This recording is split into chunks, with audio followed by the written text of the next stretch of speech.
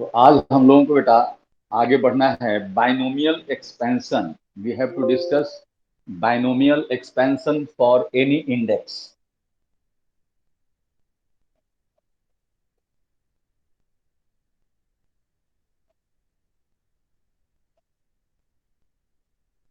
Binomial expansion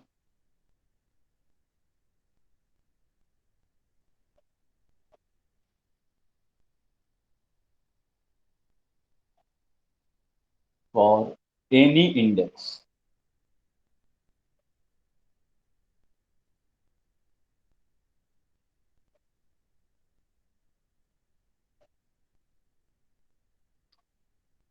तो binomial expansion को बेटा हम लोग एक मेथड है मैथमेटिकल इंडक्शन, उसके थ्रू हम लोग इसको सीखेंगे और फिर अल्टीमेटली इस एक्सपेंशन को याद ही करना है। लेकिन ये कैसे आता है, कैसे हम लोग इसको लिखते हैं, अगर हम ये सीखेंगे तो बहुत सारा चीज हम लोगों को क्लियर होगा। तो इसमें देखिए बेटा, हम बहुत बेसिक चीज से जा रहे हैं जो आप सारे लोग याद रखते हैं। अलजेब्रा का एकदम बेसिक इक्वेशन सबको याद है, A plus B whole square. Binomial two terms, polynomial आप लोग पढ़े हैं, है ना। तो ये बाइनोमियल है, दो टर्म है और इसका इंडेक्स टू, है ना। तो for any index 2, 3, 4, 5 negative fraction etcetera सबके लिए हम लोग इसको एक्सपैंड करेंगे। तो हमारे पास जो ये एक्सपेंशन है ए प्लस बी का होल स्क्वायर एक्चुअल मल्टीप्लीकेशन से, यू ऑल नो कि इसका रिजल्ट क्या आता है। तो इसका रिजल्ट हम लोग लिखते हैं ऐसे, A square plus 2ab plus B square. You all know, सब लोग इसको जानते हैं बेटा। एक्चुअल मल्टीप्लीकेशन करके A plus B multiplied by A plus B, ये एक्सपेंशन हम लोग डिराइव करते हैं और इसको याद कर जाते हैं कि ये एक फॉर्मूला है। सिमिलरली अगर आपसे कोई पूछे ए प्लस बी का होल क्यूब, ये भी आपको याद है, सारे बच्चे को याद होगा। और इसको हम लोग लिखते हैं A cube plus 3a² B plus 3ab² plus B cube. ये एक्सपेंशन पावर 2 के लिए वैलिड है, ये एक्सपेंशन पावर 3 के लिए वैलिड है, तो ये एक्सपेंशन 4 के लिए भी वैलिड होगा, ये एक्सपेंशन 5 के लिए भी वैलिड होगा। And in this way we will derive that it is true for any power n। ये हम लोग यहां पर डिराइव करेंगे। तो अगर हम दोनों एक्सपेंशन को गौर से देखें बेटा, आप आराम से यहां पर देखिए ये दोनों एक्सपेंशन को, how this expansion has been written, how this expansion has been written। हम लोग यहां गौर करें बेटा, यहां पर पावर देख रहे हैं हम लोग 2 है, तो अगर हम लोग इसमें टर्म्स देखें 1, 2, 3, देयर आर 3 टर्म्स। और इसमें अगर हम लोग जितना भी टर्म है, जैसे यहाँ तो एक ही टर्म हम दिखाए हैं, है ना, हम दूसरा टर्म यहाँ पर लिख सकते थे बेटा। हम इसको नीचे लिख रहे हैं, है ना, समझिएगा, इसको हम ऐसे लिख रहे हैं, इसको आप नहीं लिखेंगे, केवल समझेंगे, ए प्लस बी होल स्क्वायर। तो बेटा हम ऐसे इसको लिख सकते हैं, ए पावर 2 बी का पावर 0 प्लस, हम यहां पर ये कोएफिशिएंट को अभी हटा रहे हैं बेटा। कोएफिशिएंट के लिए हम अलग कुछ चीज यहां इंट्रोड्यूस करेंगे। उसके बाद हम लोग देख रहे हैं बेटा, लिख रहे हैं ए बी मीन्स ए का पावर 1 बी का पावर 1 एंड देन ए का power 0, same expansion without this coefficient, है ना, we have written in this form. आप गौर करो बेटा, क्या कर रहे हैं हम लोग, फर्स्ट टर्म का पावर इतना से स्टार्ट किए, जो यहां पर पावर है 2 से स्टार्ट किए, और सेकेंड टर्म का पावर 0 से स्टार्ट किए। नेक्स्ट टर्म में जो एक्सपेंशन का नेक्स्ट टर्म है, इसमें जितना पावर से हम लोग स्टार्ट किए उसमें से 1 माइनस कर दिए, और इसमें 1 ऐड कर दिए, यानी we can write in this way also, A square B to the power 0, A to the power 2 minus 1, B का पावर 0 प्लस 1। इसका पावर हम लोग बढ़ा दिए, इसका पावर घटा दिए। अगेन फिर जो है ए टू दी पावर, अब यहां 2 माइनस 2 और B to the power 0 plus 1 plus 1, यानी यहां पर हम लोग बी का पावर 2 कर दिए। जिस समय यहां पर देखें, जहां पर इसका पावर 0 हो गया है ना, वहां पर ये एक्सपेंशन फिनिश हो गया। तो हम लोग क्या करते हैं बेटा, बहुत सिंपल वे में इसका पावर इतना से स्टार्ट करते हैं और इसका पावर 0 से स्टार्ट करते हैं, इसका पावर एक एक घटाते जाते हैं और इसका पावर एक एक बढ़ाते जाते हैं, है ना। और इस तरह से हम लोग एक्सपेंशन लिखते हैं बेटा। यहां पर भी गौर कीजिए आप, ए का पावर 3, यहाँ बी का पावर 0 है, हम नहीं दिखाए हैं। अब देखिए ए का पावर यहाँ 3 था तो इसमें से 1 माइनस कर दिए, तो ए का पावर 2 और यहाँ बी का पावर 0 था, यहाँ पावर 1 आ गया।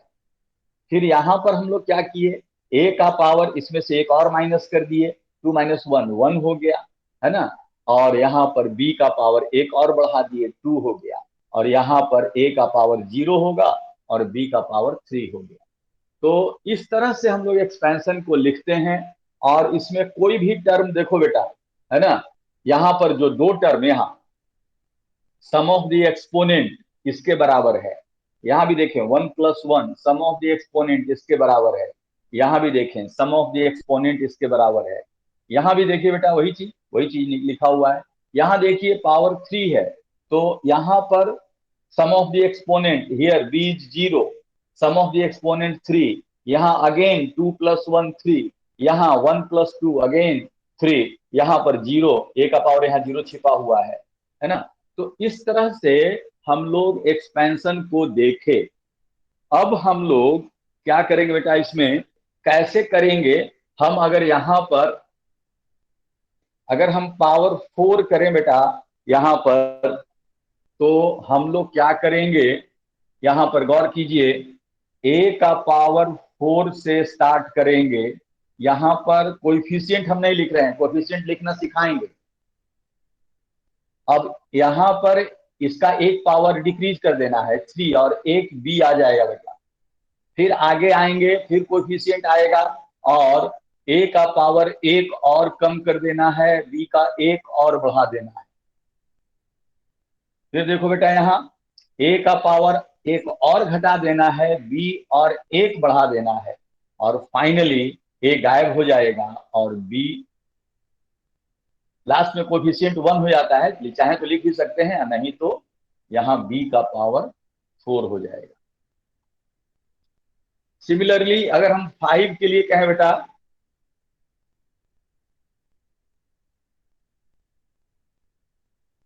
आप बिल्कुल इसी तरह से लिख सकते हैं, ए टू दी पावर 5 प्लस, यहां कोएफिशिएंट के लिए जगह छोड़ रहे हैं, ए to the power 4 B plus, फिर यहां पर कोएफिशिएंट के लिए जगह छोड़ रहे हैं, A cube B square plus, फिर कोएफिशिएंट के लिए जगह छोड़ रहे हैं, A square B cube plus A B 4 plus B 5।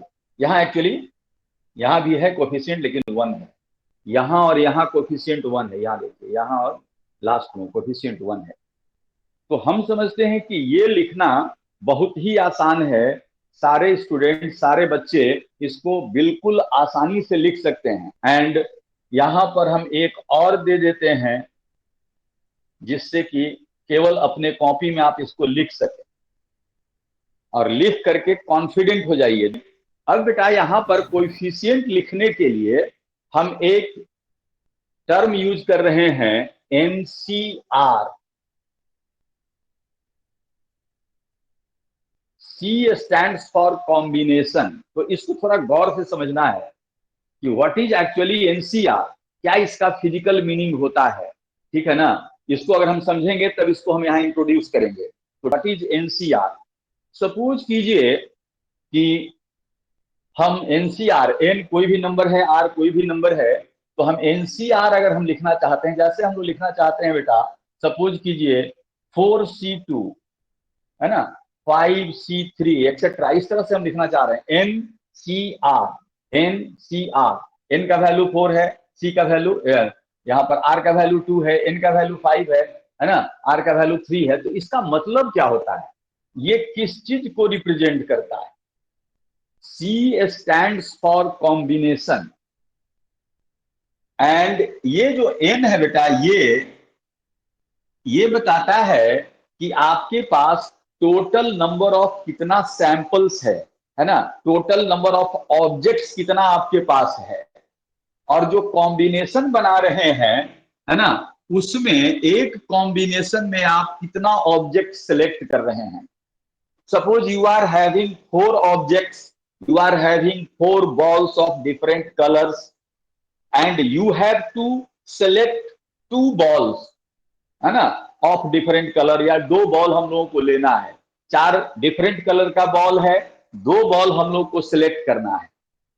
तो 4 में से 2 अगर हम कलेक्ट करके सैंपल बनाएंगे, तो कितना सैंपल बनेगा, how many number of combinations are there, है ना। 4C represents that number of combinations. हम इसका दूसरा एग्जांपल लेते हैं समझने के लिए बेटा। सपोज कीजिए कि आप लोग एक क्रिकेट का टूर्नामेंट अरेंज कर रहे हैं, और सपोज कीजिए कि उस टूर्नामेंट में 4 टीम्स है, A B C D। तो 4 टीम आ गया। अब आपसे पूछा जाता है कि सबको अगर सबसे मैच खिलाना है, कॉम्बिनेशन लेना है ना, 2 टीम का कॉम्बिनेशन लेना है मैच के लिए, तो कितना मैच हम लोग अरेंज करेंगे, how many matches there there. तो कैसे हम लोग इसको सोचेंगे, तो आप ऐसे बनाने के लिए क्या करेंगे, ए का कॉम्बिनेशन हम बी के साथ लेंगे, फिर ए का कॉम्बिनेशन हम सी के साथ लेंगे, फिर ए का कॉम्बिनेशन हम लोग डी के साथ ले रहे हैं। अब A B C D सबसे मैच खेल लिया, ए का काम खत्म हो गया। अब हम लोग बी का लेते हैं, तो बी का मैच ए से हो गया है कॉम्बिनेशन में, ए बी और बी ए मतलब एक ही है, मैच तो एक ही होगा। अब हम बी को सी के साथ लेते हैं, एक मैच हो जाएगा, और बी को डी के साथ लेते हैं, एक मैच हो जाएगा। तो बी का भी काम खत्म हो गया, है ना। अब हम सी का लेते हैं बेटा, तो सी का ए के साथ भी हो गया और बी के साथ हो गया, तो बचा केवल डी के साथ। तो इस तरह से पेयर अरेंज करके और हम लोग बता सकते हैं how many matches will be arrange, है ना, कितना नंबर ऑफ मैचेज होगा। लेकिन ये तो 4 था तो हम कर दिए, और अगर यहाँ 20 ठो टीम आ जाए, 10 ठो टीम आ जाए, तो अरेंजमेंट बहुत लंबा हो जाएगा। तो इसको मैथमेटिकली हम लोग लिखेंगे बेटा यहाँ पर कि we are having 4 teams, it means n is 4, and you have to make combination of 2 teams. तो यहाँ पर r हमारा है 2, तो यहाँ पर 4C2। अगर आपसे कोई पूछे कि टोटल नंबर ऑफ मैचेस कितना होगा, तो आप लिखोगे 4C2। लेकिन अब इसको सॉल्व करने आना चाहिए, तो हम बहुत बेसिक वे में बता रहे हैं, मैथमेटिक्स के टर्म से हट करके, है ना। तो यहाँ पर 4C2 को सॉल्व कैसे करेंगे, ठीक है।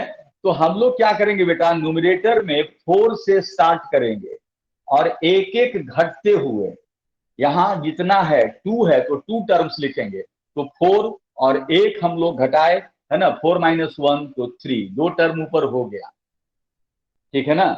फैक्टोरियल बोलते हैं इसको, लेकिन अभी हम लोग उसको उस टर्म पर नहीं जाएंगे। 4 × 3, और नीचे 1 से स्टार्ट करेंगे बेटा, और जितना है 2 है तो 2 टर्म्स लिखेंगे इंक्रीजिंग ऑर्डर।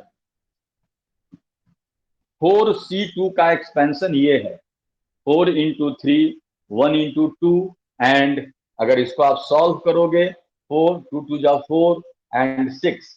यहाँ हम लोग ऐसे बनाए थे, यहाँ पर हम ऐसे ही बोल देंगे कि there will be 6 matches, 6 match होगा, ठीक है। उसी तरह से अगर हमारे पास 20 टीम आ गया, नंबर ऑफ मैच पूछ रहा है, तो 20C2, यानी अगर हम लिखें यहाँ, तो 20 × 19, 1 × 2, हाउ मेनी मैचेस 190। अगर 20 टीम आ गया और हर को हर से मैच खिलाना है तो 190 190 मैच हो जाएगा यहाँ, ठीक है ना। तो ये चीज सीखे हम। अब यहाँ पर दूसरा टर्म दिए थे कि 5C3, इसको कैसे एक्सप्लेन करेंगे बेटा। तो 5C3,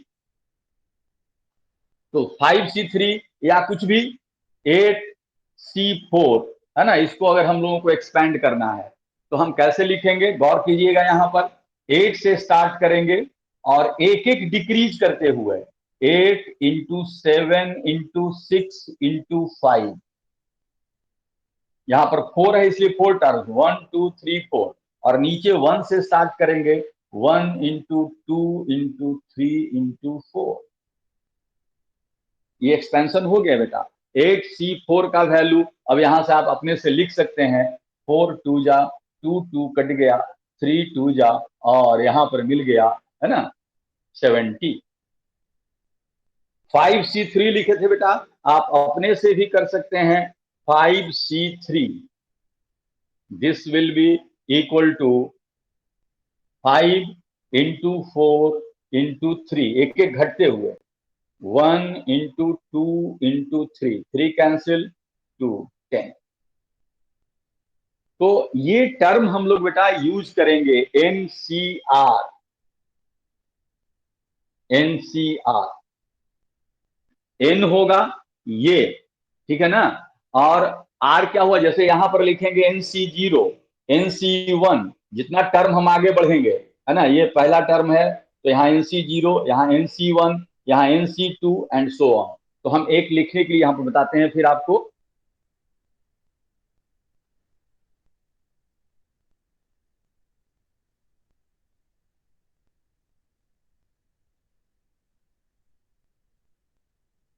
अब यहां देखें, इसी एक्सपेंशन को हम लिख रहे हैं बेटा, समझोगे यहां पर A+B का क्यूब।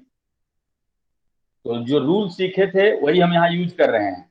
ए क्यूब प्लस कोएफिशिएंट छोड़ दे रहे हैं, A²B प्लस कोएफिशिएंट छोड़ दे रहे हैं, AB² प्लस कोएफिशिएंट छोड़ दें, या फिर हम लोग यहाँ पर BQ ऐसा लिखें। यहाँ क्या है बेटा, तो यहाँ है 3C1, यहाँ क्या है 3C2, यहाँ हो जाएगा 3C3, 1 हो जाएगा वो। और यहाँ पूछा जाए तो 3C0। तो यहां अब हम वैल्यू रखें इसका, AQ प्लस 3C1, एक टर्म ऊपर एक टर्म नीचे, है ना, A²B प्लस 3C2, दो टर्म ऊपर, 3 इंटू 2 और 1 इंटू 2, AB²। 3C3 अगर लिखोगे बेटा तो 3C3 क्या होगा, 3C3, 3 2 1, 1 2 3, ये 1 हो जाएगा कट करके, इसलिए हम यहां पर सीधे BQ लिख दे रहे हैं। अगर हम कहीं भी लिखे बेटा, सपोज कर लो 3C0, ये क्या होगा 3C0 1,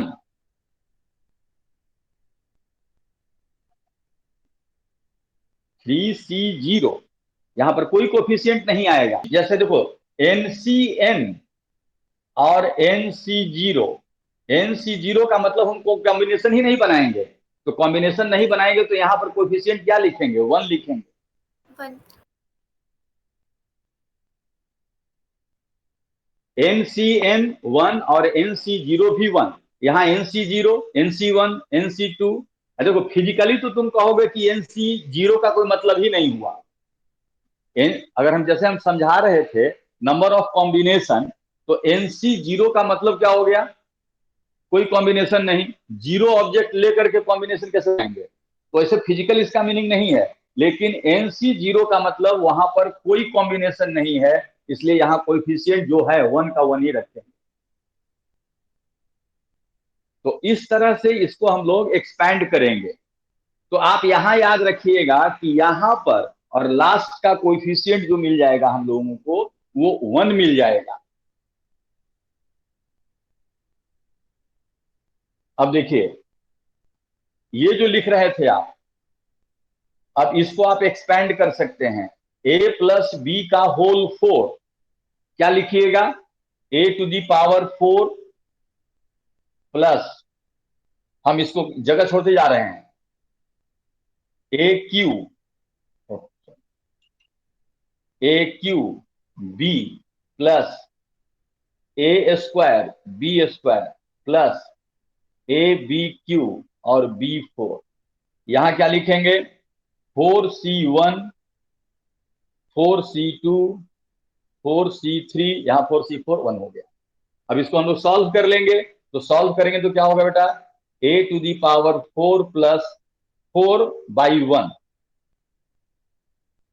तो यहां से ये A cube B plus 4C2, 4 × 3, 1 × 2, A square B square, 4C3, 4 2, sorry, 4 3 2 1 2 3 A B cube और प्लस B4। अब यहां पर सॉल्व कर लेंगे इसको। A4, 4A3B, 6A2B² है ना, ये ऊपर का है। और यहां से, यहां देखिए 3 कट गया, 2 कट गया, 4AB³ प्लस B4। तो इसमें आप किसी का भी एक्सपेंशन लिख सकते हैं बेटा, कोई भी अगर वैल्यू हम दे दें तो उसका एक्सपेंशन आप लिख सकते हैं आसानी से। ठीक है, अब हम लोग यहां पर देखें, हम एक एक्सपेंशन और देते हैं जो आप प्रैक्टिस करेंगे अभी, तब हम आएंगे दूसरे तरफ थोड़ा इसी में। जैसे हम लिख रहे हैं बेटा ए प्लस, गौर कीजिएगा, यहां ए प्लस, एक प्रैक्टिस के लिए, उसके बाद न्यूमेरिकल वैल्यू देंगे।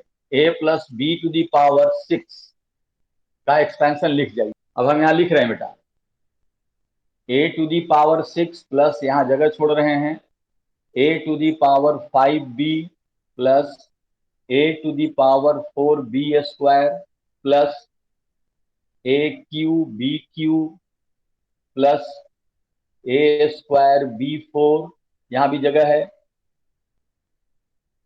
ए स्क्वायर B4 प्लस, फिर जगह है ए B5 प्लस B6, और यहां पर 6C1, 6C2, 6C3, 6C4, 6C5। अब हम लोग यहां पर वैल्यू डाल देंगे, ए टू दी पावर 6, 6C1, 6 ऊपर और 1 नीचे, तो 6A5B प्लस 6C2, ऐसे 6 × 5, 1 × 2, तो 3 5 जा 15, A4B² प्लस 6C3, 6 5 4 1 2 3, 3 2 जा 2 2 कैंसिल, 5 4 जा 20, 20 AQ प्लस 6C4, अपने से कीजिएगा, 6C4, 6 5 4 3, 1 2 3 4, 4 gets cancel, 3 gets cancel, 2 3, 15, 15 A²B4 plus 6AB5 and B6, ऐसा। तो हम समझते हैं सारे लोग कर लिए होंगे इसको, इसमें कहीं पर किसी को दिक्कत नहीं होना चाहिए। बहुत आसान है बेटा, आसानी से कर सकते हैं सब लोग। ठीक है, अब हम लोग बेटा यहां पर, इसमें हम एक और चीज सिखा रहे हैं। अभी हम प्लस लिए थे, अब माइनस ले रहे हैं। जैसे A-B टू पावर 3, सिंपल वाला ही हम कर रहे हैं बेटा, जो आपको याद है। तो हम लोग इसको बेटा ऐसे लिख सकते हैं, is equal to A plus minus B का पावर 3, ऐसे लिख सकते हैं बेटा। तो अब हम क्या लिखेंगे यहां पर, a to the power 3 plus 3c1 a का स्क्वायर, और ये बी मतलब minus b, plus 3c2 a minus B का स्क्वायर, और 3c3 तो 1 हो जाएगा, ए खत्म हो जाएगा, और माइनस बी का क्यूब। तो आप देख लो बेटा, जो आप याद किए वही आएगा, ए क्यू, और यहाँ एक माइनस आ जाएगा, 3c1 इज 3, 3a² बी, और यहाँ माइनस का स्क्वायर प्लस हो जाएगा, प्लस 3c2, 3c2 भी हम निकाले थे, 3 ही आता है, 3, और यहाँ पर ab² माइनस bq, यही फॉर्मूला आप याद किए थे।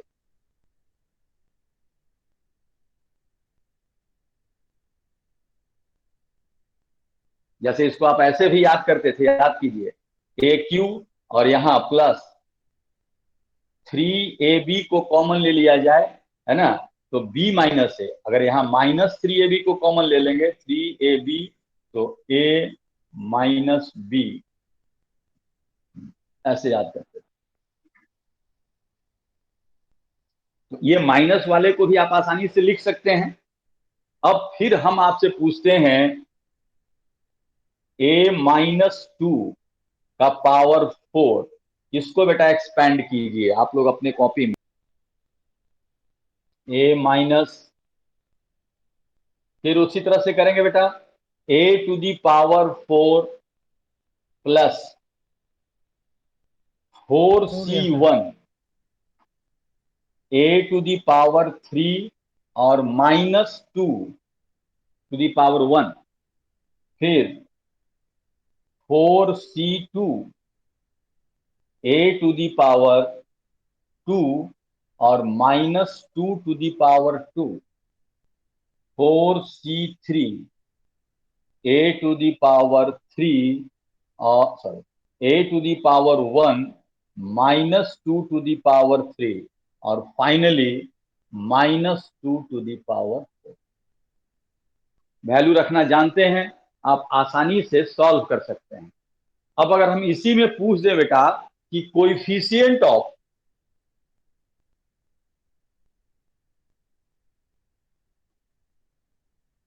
ए, coefficient of A in the expansion कितना होगा, अगर हम इसको एक्सपेंड करते हैं तो ए का कोएफिशिएंट कितना आएगा। देखिए बेटा, ए यहां है, तो इसका कोएफिशिएंट कितना आएगा बताना है।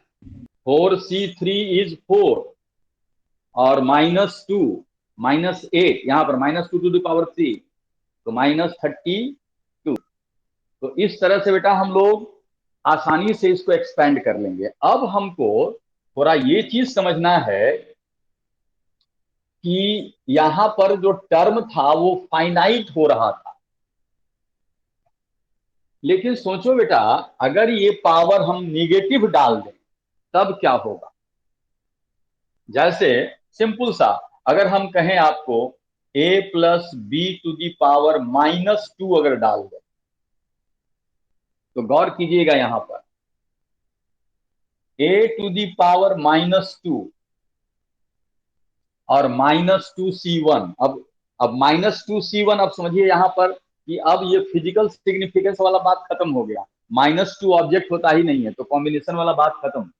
लेकिन अगर हम यहां लिखेंगे तो -2c1 लिखेंगे, और अब यह पावर एक एक घटाते थे बेटा, तो a टू दी पावर -2 -1, तो ये -3 होगा, और यहां b आएगा। अब गौर करो, अब यहां पर a का पावर निगेटिव में बढ़ते चला जाएगा, तो यहां पर अब टर्म फाइनाइट नहीं होने वाला है।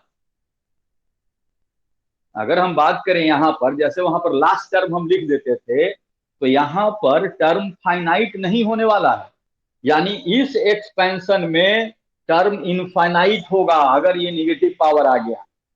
अगर ये फ्रैक्शन पावर भी आ गया तो यहां तो ठीक है, माइनस प्लस 1/2 लिख रहे हैं, यहां तो 1/2 लिखिएगा और यहां क्या लिखिएगा, 1/2 - 1, ये -1/2 आ गया। अब फिर माइनस कीजिएगा तो -3/2 आ जाएगा, तो फिर यहां भी टर्म इनफाइनाइट हो जाएगा। तो अगर इंडेक्स पावर जो है इंटीजर है, पॉजिटिव इंटीजर, तो ये जो है एक्सपेंशन का एक लिमिट होगा, लास्ट टर्म हम लोगों को मिलेगा। और अगर ये फ्रैक्शन हो जाए, अगर इंटीजर नहीं रहे, है ना, पॉजिटिव इंटीजर नहीं रहे, निगेटिव इंटीजर रहे या फ्रैक्शन हो जाए, तब क्या होगा, तब ये हमेशा ध्यान रखेंगे कि ये इनफाइनाइट तक जाएगा। तो अगर एन इंटीजर है बेटा, तो अब हम जनरलाइज कर सकते हैं a+b⁴n। तो इसको हम लिखेंगे ऐसे, a⁴n nc1 n-1b nc2 n-2b² nc3 a⁴n-3bq और ये finally b⁴n, where n is positive integer बेटा, पॉजिटिव इंटीजर।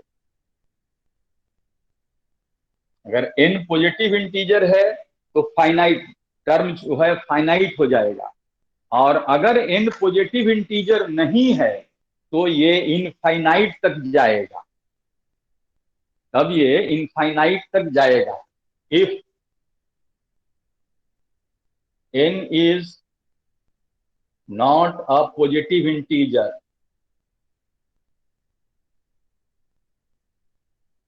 देन वो इसको हम लोग अप टू इंफिनिटी, यहां पर बाइंडिंग नहीं करेंगे, अप टू इंफिनिटी। अब हम लोग थोड़ा सा इसको अब फिजिक्स की तरफ लेके चलते हैं बेटा। ये तो एक्सपेंशन सीख लिए आप, अब हम थोड़ा सा इसको आसान करने चलते हैं। अगर आपसे पूछा जाए बेटा 1+x⁴n, इसका एक्सपेंशन क्या लिखेंगे बेटा? तो अब देखिए, फर्स्ट टर्म हो गया 1, तो 1 का हम कुछ भी पावर डालेंगे तो ये 1 ही रहेगा। ए के जगह पर हो गया 1, तो हम a⁴1 से स्टार्ट कर n से स्टार्ट करते थे, लेकिन अगर हम 1 पर पावर डालें n का वैल्यू कुछ भी दे रहे हैं, 1 एनीथिंग, नेगेटिव पॉजिटिव कुछ भी, वो हमेशा 1 ही रहेगा। तो ये जो फर्स्ट टर्म हो गया यहां 1 हो गया बेटा, और nc1, 1 का पावर n-1, अगेन 1, तो 1 हम अब छिपा रहे हैं यहाँ, x⁴1 nc2 x⁴2 nc3 x³ है ना, plus nc4 x4 and so on. ये आसान हो गया, पहला टर्म गायब हो गया, केवल दूसरे टर्म को बढ़ाते चले जाना है।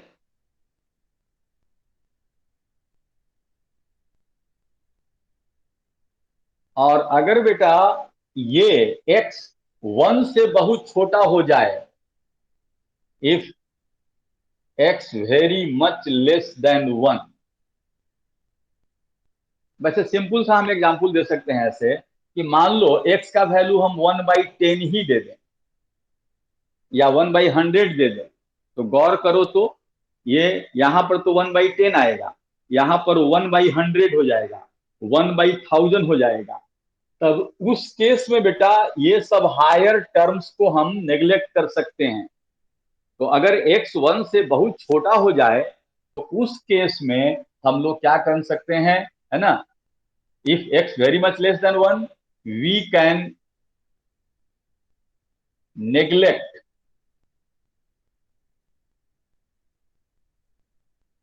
द टर्म्स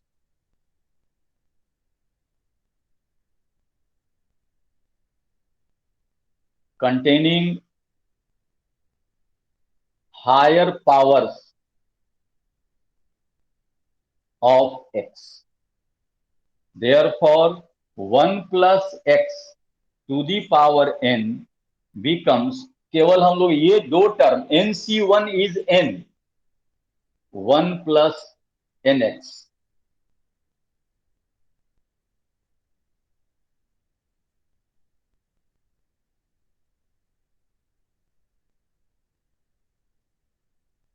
तो अगर बेटा यहां पर x 1 से बहुत छोटा हो जाए तो हम लोग इस तरह से इस एक्सपेंशन को कर सकते। अब देखिए, इसको अब हम कैलकुलेशन में इंट्रोड्यूस कर रहे हैं। जैसे अगर आपको कहीं कोई कहे 1.004, इसका root is equal to what, आप क्या करेंगे? आप ऐसे सोचेंगे 1 plus 0.004 to the power half. अब देखो बेटा, ये 1 से ये बहुत छोटा है, तो 1 plus X to the power half, तो ये हाफ यहां आकर के मल्टीप्लाई हो जाएगा। अभी हम लोग सीखे थे 1 plus X to the power N, तो ये 1 प्लस एन एक्स हो जाता था। तो हम इसको ऐसे लिख सकते हैं 1 प्लस, और ये एन यहाँ हाफ है, इंटू 0.004, यानी इसको काट दीजिए तो ये 0.002, यानी 1.002।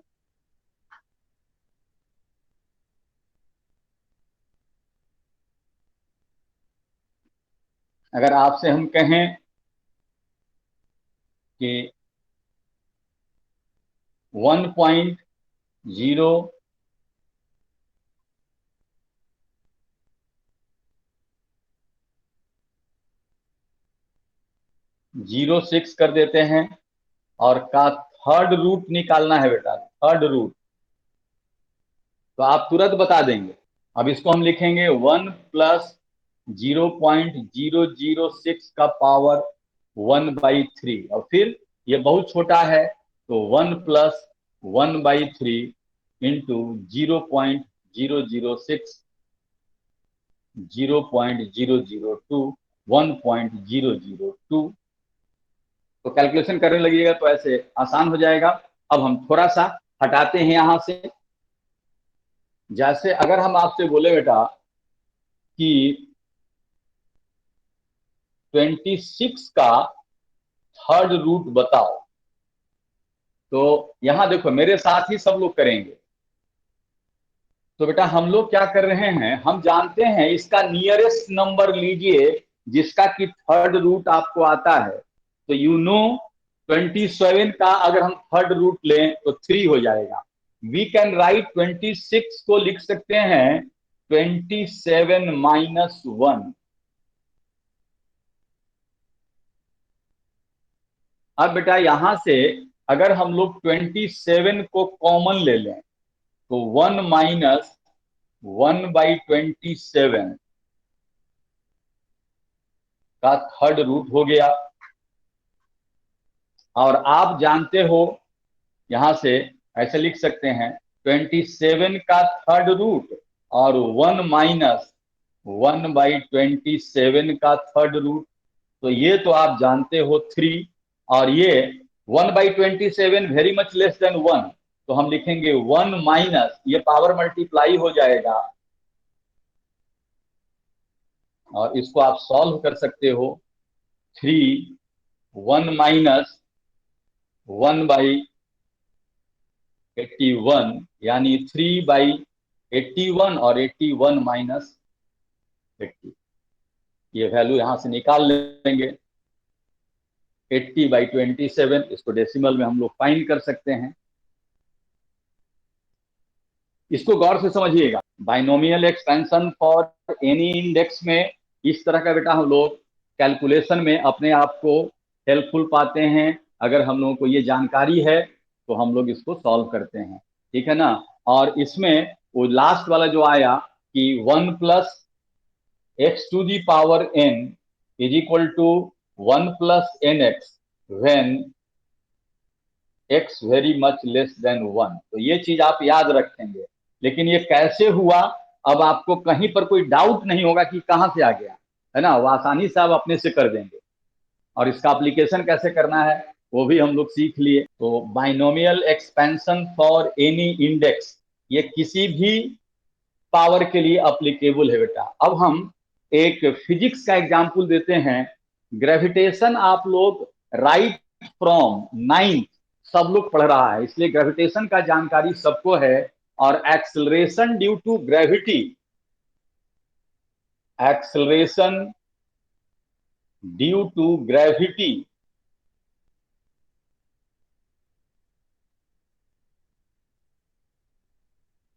एक्सेलरेशन ड्यू टू ग्रेविटी का भी जानकारी आप लोगों को है। हम याद दिलाते हैं, नाइन्थ में आप जो पढ़े थे, अर्थ का रेडियस हम लोग आर, कैपिटल आर लेते हैं। अगर बेटा यहां से सेंटर से आर डिस्टेंस पर, यहां पर, और अर्थ के मास को हम लोग एम से डिनोट करते थे, यहां पर अगर एक्सेलरेशन ड्यू टू ग्रेविटी आपसे पूछा जाए तो आप लिखते थे, शायद आपको याद हो, जीएम बाई आर स्क्वायर। याद है क्या? होगा। Yes. GM by R square, ये जिसकी नाइन्थ में आप पढ़े थे बेटा, सब लोगों को याद है। और अगर हम पूछें कि g on the surface of earth, यहां पर, तो दिस आर बिकम्स आर, तो हम लोग इसको लिखते थे G M by R square. और इसी का वैल्यू बेटा 9.8 हम लोग याद रखते थे, G M by R square. And you should know the value of R, 6400 kilometre, 6400 kilometre. This is a very large value. ठीक है। अब बेटा अगर आपसे हम पूछें, ये डिस्टेंस को अगर हम h कहें, ये, और यहां से यहां हम लोग r कह रहे थे, तो अगर हम यहां पर पूछें बेटा कि acceleration due to gravity at height h, earth के सेंटर से r डिस्टेंस, अगर हाइट को हम h कह रहे हैं, तो ये r को हम लिख सकते हैं बेटा r प्लस h। ये पूरा r है, और यहां से यहां हमारा r है, कैपिटल R। तो r प्लस h इज टोटल r। तो यहां अगर एक्सेलरेशन ड्यू टू ग्रेविटी पूछे एट हाइट h, तो हम लोग क्या करते, हम लोग लिखते G M by R plus h का whole square. This is value of acceleration due to gravity at a height h। अब हम यहां बेटा जैसे थोड़ा अभी आपको सिखाए थे कि यहां से r को हम लोग कॉमन कर ले बेटा। r को अगर कॉमन करते हैं तो 1 प्लस h बाई आर, ये ऐसे हो गया।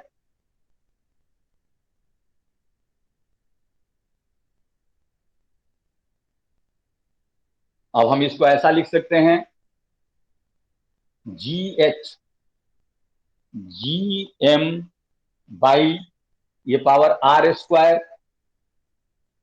और यहां आ गया बेटा 1 प्लस h बाई आर का whole square. And this is G surface, this is constant, ये वैल्यू आप जानते हैं, जी एच। तो इसको हम लिख रहे हैं जी surface,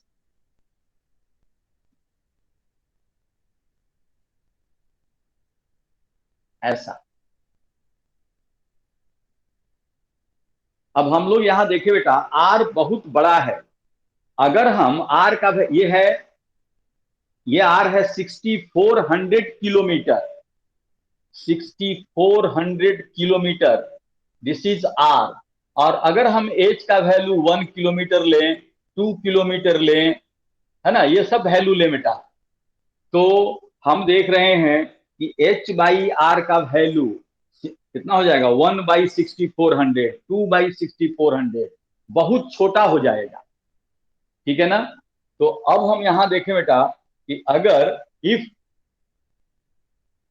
h very much less than r, अगर ये बहुत छोटा हो गया, तो h by R very much less than 1।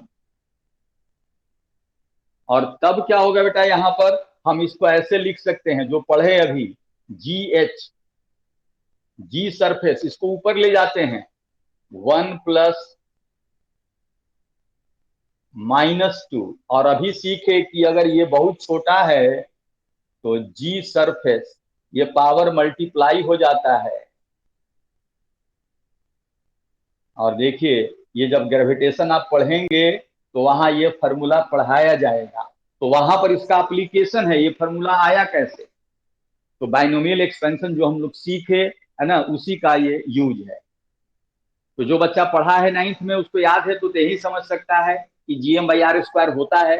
और नहीं तो जब हम ग्रेविटेशन पढ़ेंगे तो वहां पर ये सब चीज आएगा, और वहां पर हमको अब परेशानी नहीं होगा कि ये कैसे हो गया।